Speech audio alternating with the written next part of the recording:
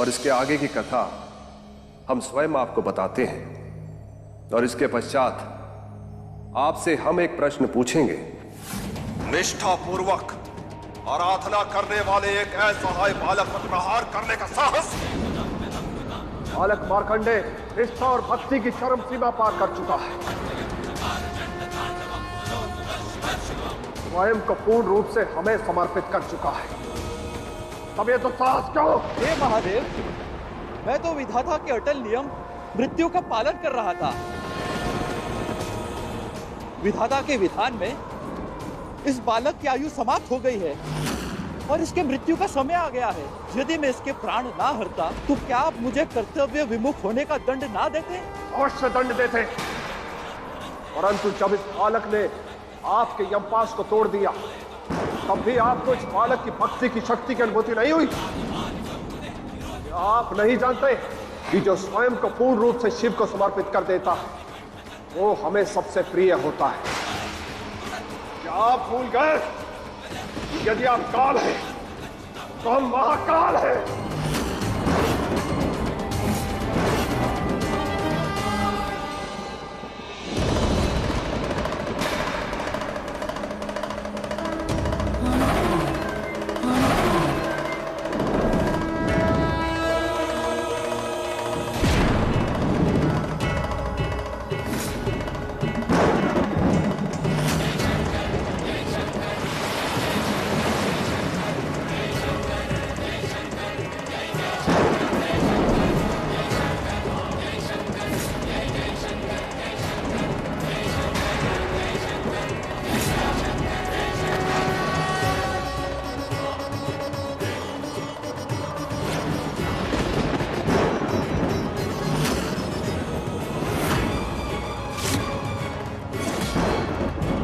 कृपया यमदेव को क्षमा करें महादेव।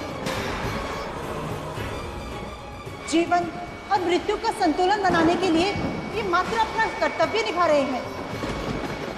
क्षमा प्रभु, क्षमा।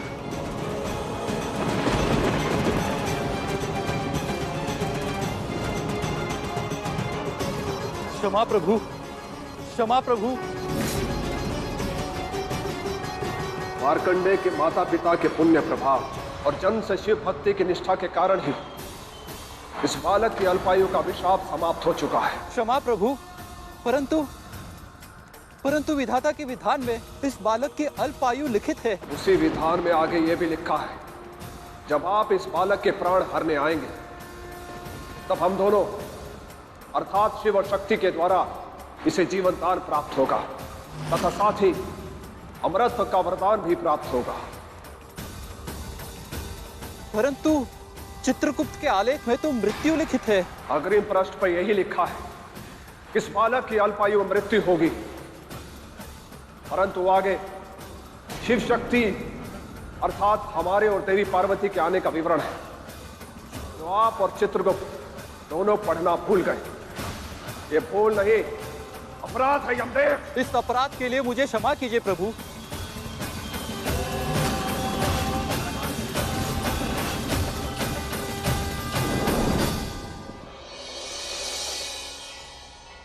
माता पार्वती एवं महादेव के चरणों में हमारा कोटि कोटि नमन।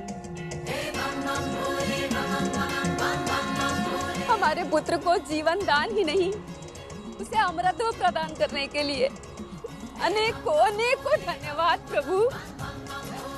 आपका पुत्र इस जीवन का अधिकारी है।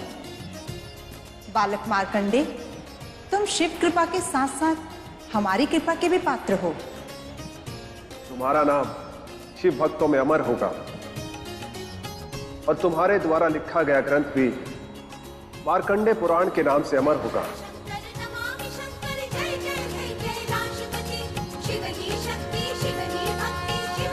क्षमा कीजिए प्रभु, क्षमा कीजिए। पुत्र मोह में आके आपके वरदान पर संदेह की। हमने सोचा कि आप दोनों के वरदान की आयु अल्प निकली, परंतु हम ये भूल गए कि महादेव की लीला अपरंपार है, उसे कोई नहीं समझ सकता। हमें क्षमा कर दीजिए प्रभु, हमें क्षमा कर दीजिए। देवी पौलमी एवं देवराज इंद्र, कदाचित आपको आपके प्रश्न का उत्तर प्राप्त हो गया। अब हम आपसे एक प्रश्न पूछना चाहते हैं। पूछिए महादेव।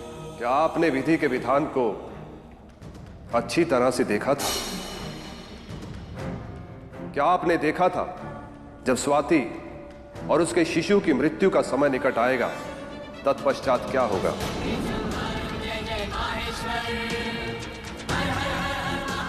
यदि आप दोनों ने पूर्ण रूप से अवलोकन किया होता तो आप ये प्रश्न लेकर यहां नहीं आते। आपने भी स्वाति और उसके शिशु की मृत्यु को लेकर वही भूल की जो यमदेव और चित्रगुप्त ने मार्कंडेय की नियति का विवरण पढ़ने में की थी। पुत्री संतोषी, इन्हें अभी भी समझ में नहीं आया तो आप इन्हें अपने सरल शब्दों में समझा दें।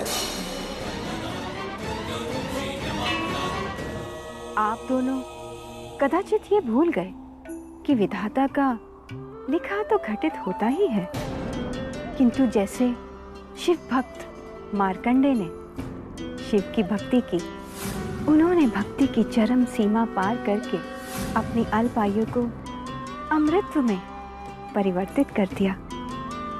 उनके लिए विधि का विधान बदल दिया गया। ठीक उसी तरह इंद्रेश ने अपने पत्नी और शिशु को बचाने के लिए भी भक्ति की, वट वृक्ष की पूजा की, वट सावित्री का व्रत रखा, संपूर्ण रात्रि महामृत्युंजय मंत्र का जाप किया तथा स्वाति और अपने अजन्मे शिशु को मृत्यु के श्राप से मुक्त कराया। और ये सब भी लिखित था। पुत्री स्वाति और उसके होने वाले शिशु की मृत्यु तय थी, किंतु इंद्रेश को भी अपने भक्ति का फल उसी प्रकार मिला जिस प्रकार मार्कंडेय को मिला था। हम आप त्रिदेवों की क्षमा के प्रार्थी हैं। इस विषय की पड़ताल किए बिना हम देवी पौलमी की बातों से प्रभावित हो गए। किंतु देवराज इंद्र। बस देवी, कृपा कर कुछ और कहकर हमें और लज्जित मत कीजिए। इससे पहले कि हमें और ग्लानि हो, हमें यहाँ से प्रस्थान करना चाहिए। किंतु हमें एक प्रश्न का उत्तर चाहिए। देवी संतोषी को इस बात का ज्ञात कब हुआ? क्या आरंभ से ही उन्हें इस बात का पता था? अब इस विषय में किसी प्रकार की चर्चा का कोई अर्थ नहीं बचा है देवी पौलमी। त्रिदेव, हम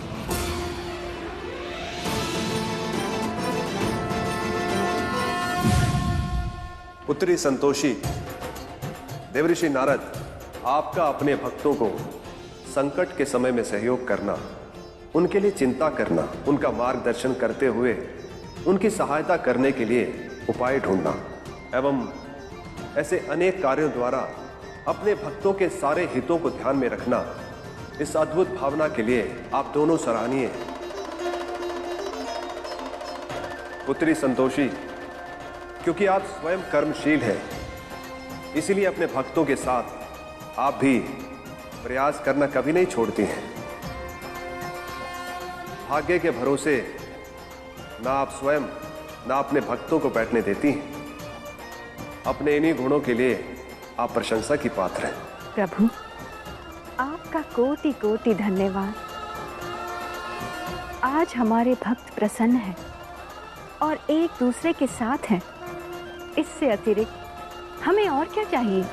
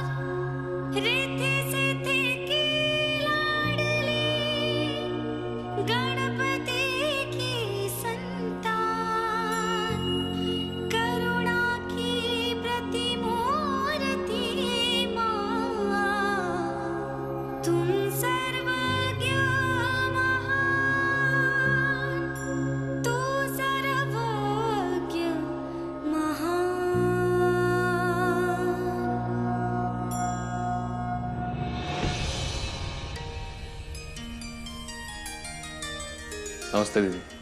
अच्छा हुआ आप आ गई। आपके आने से स्वाति के मन को अच्छा लगेगा। अच्छा लगेगा नहीं इंद्रेश, बल्कि दीदी के आने से अच्छा लगने लगा है।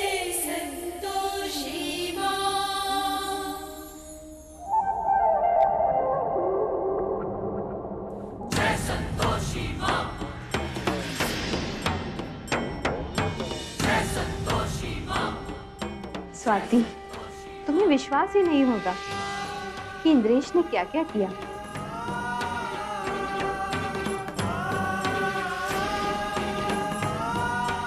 जब तुम अपने जीवन और मृत्यु के बीच संघर्ष कर रही थी,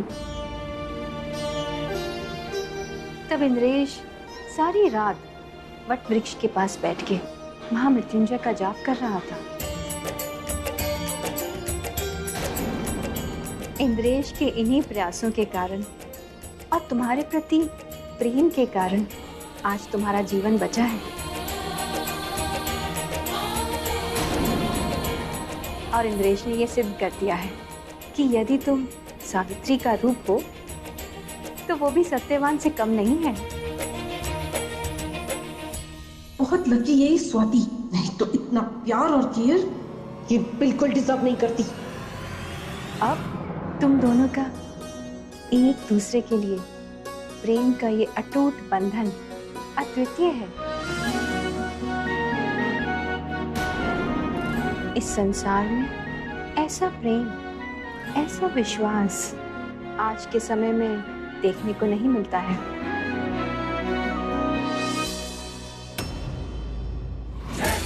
परंतु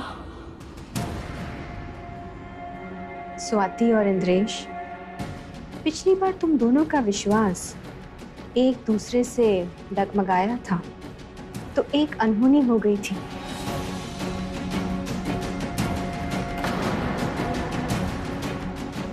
हाँ दीदी, हमारी ही गलती थी। हमने आपकी बातों पर विश्वास नहीं किया और इंद्रेश को छोड़कर चले गए।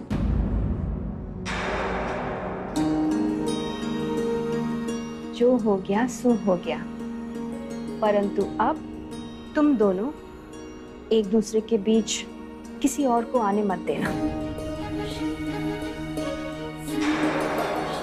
चाहे कितना ही तूफान आ जाए, एक दूसरे का साथ कभी नहीं छोड़ना।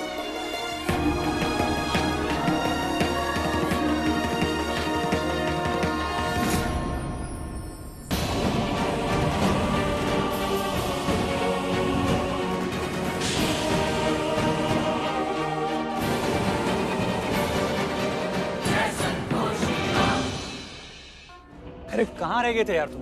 अरे आपका ही काम कर रहा था बाबूजी। ये लीजिए फोन। अरे ये तो हमारा ही फोन है। आपका फोन था, बीच में चोरी होकर किसी और का हो गया और उस किसी और से हमने खरीदा, अब ये आपका हो गया। मतलब हमारा ही फोन किसी और से खरीद के फिर से हमारा हो गया। खैर जो भी है, कम से कम हमें हमारा फोन मिल गया। हमारे सारे नंबर इसी में सेव हैं। लेकिन बाबूजी सिम नहीं मिला, दूसरा सिम डलवा दिए हैं, उसका हिसाब बाद में कर देना आप, मुझे कोई जल्दी नहीं। बहुत बहुत धन्यवाद आपका, बड़े दिलदार आदमी हैं आप। और किसी चीज की जरूरत हो तो हमें बताना आप। जी ठीक है बाबूजी। किसी लड़की की शादी होती है तो लड़की ससुराल जाती है, यहाँ तो लड़का ससुराल में, बच्चा किसी और का, पति गायब। वाह देवेश जी वाह, बहुत अच्छा सबक सिखाया हमको आपने।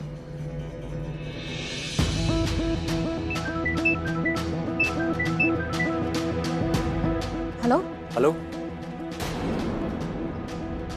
देवेश, आप जिंदा हैं? लेकिन आपके बाबूजी ने हमको मारने में कोई कमी नहीं छोड़ी थी, तो भगवान ने हमको बचा लिया। हमको क्यों फोन किया है? काहे किए है मतलब का?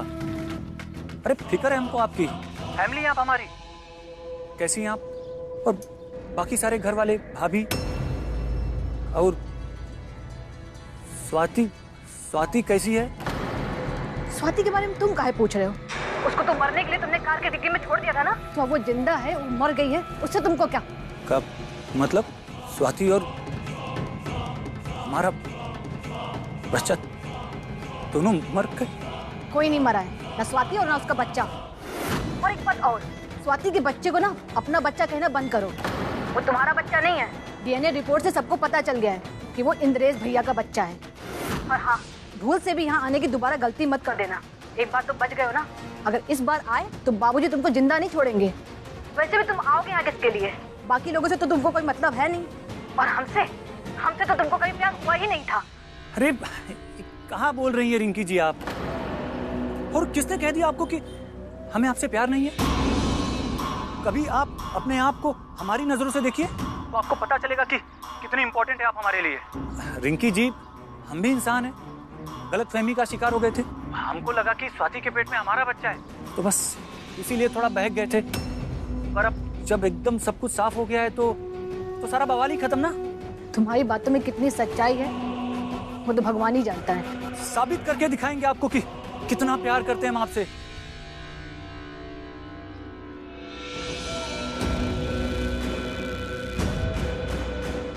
सब कुछ गड़बड़ होते जा रहा है। पर सच में हमारा बच्चा नहीं है। हमारा साम भी विफल रहा, दंड भी विफल रहा, परंतु दाम एवं भेद अभी भी बाकी है। हमारे दोनों अस्त्रों का निशाना इस बार स्वाति नहीं रहेगी, कोई और होगा। देवेश, सिंहासन सिंह ने तुम्हारा ये क्या हाल बना दिया है? सिंहासन सिंह ने जो तुम्हारे साथ किया है वो कोई किसी के साथ ना करे।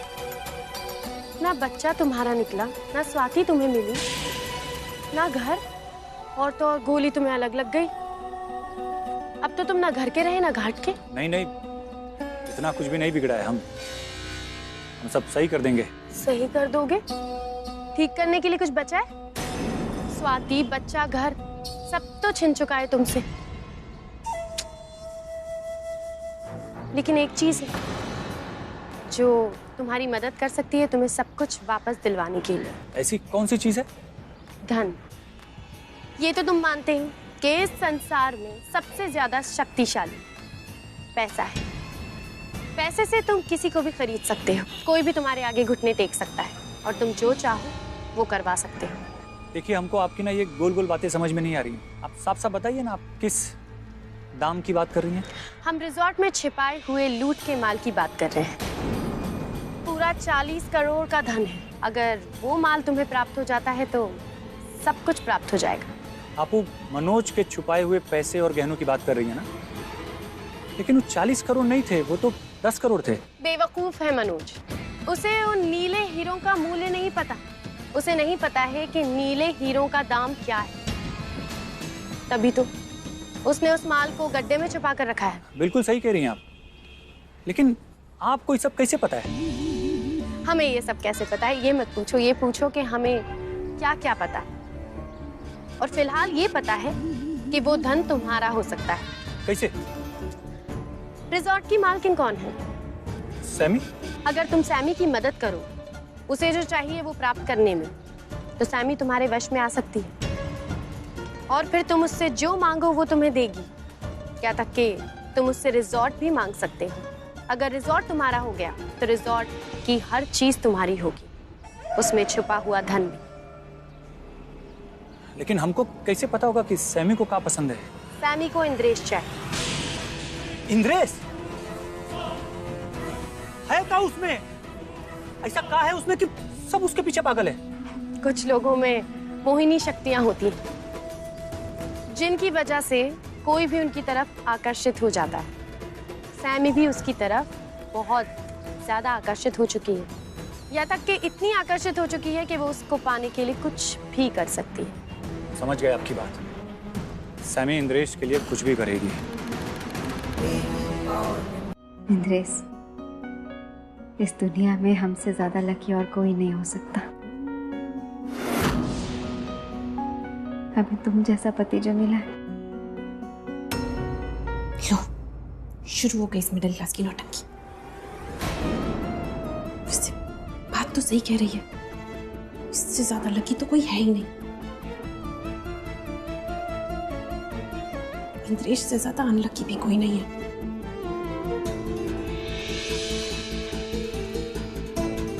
सैमी जी,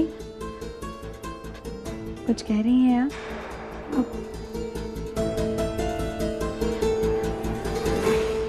लकी तुम नहीं, लकी हमें सोचा। जब तुम हमारी जिंदगी में आई, पूरी जान हो तुम, और हमारी और तुम्हारी जान हमारा बच्चा है, तो कहो ऐसा कुछ होने देते दोनों का?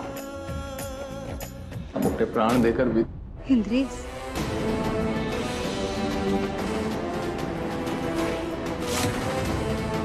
इंद्रेश, ऐसा कुछ मत बोलो।